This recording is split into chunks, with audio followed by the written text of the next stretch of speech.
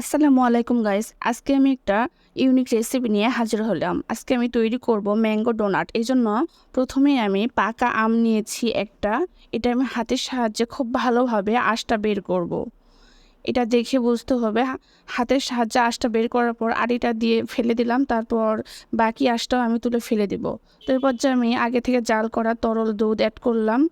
করার পর এখানে আমি আমার স্বাদ মতো চিনি অ্যাড করব। আপনারা আপনাদের পছন্দ মতো চিনি অ্যাড করবেন, গুঁড়ো অ্যাড করতে পারেন। তো আমি চিনি অ্যাড করার পর এগুলো সবগুলো উপকরণ মিক্সড করে আমি ফ্রাই প্যানে দিয়ে দিব।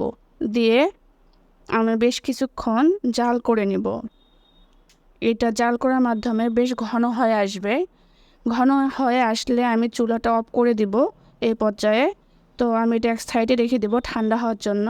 আমি একটা বোল নিয়েছি, এখানে 1.5 কাপ ময়দা অ্যাড করব। তারপর এখানে 2 চামচ গুঁড়া দুধ অ্যাড করব, এতে টেস্টটা অনেক ভালো আসবে। তো তারপর এখানে বেকিং পাউডার আমি 1 চামচ অ্যাড করব। করার পর সবগুলো ইনগ্রিডিয়েন্টস আমি মিক্সড করব। পরিমাণ মতো লবণও দিয়েছি। তো মিক্সড করার পর এখানে আমি আগে থেকে জাল করে যেটা আমের পিউরিটা রাখছিলাম সেটা দিব।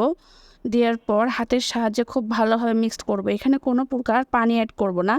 এই আমের পিউরি দিয়েই আমি এখানে একটা টাইট টাইট ডো বানিয়ে নিব। তো মোটামুটি আমি 10 মিনিট রেস্টে রাখছি। রাখার পর এখানে আমি হাতে ঘি মেখে নিয়েছি। 2 তালুর সাহায্যে আমি এভাবে গোল গোল করে নিয়ে এইভাবে মাঝখানে নখের সাহায্যে ছিদ্র করে নিব। এটা দেখে বুঝতে হবে।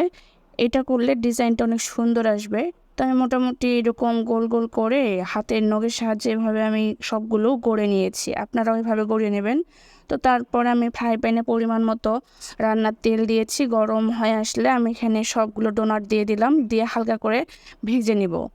খুব বেশি কড়া ভাজবেন না, মোটামুটি ব্রাউন কালার হয়ে আসলে ভেজে উঠে নিব।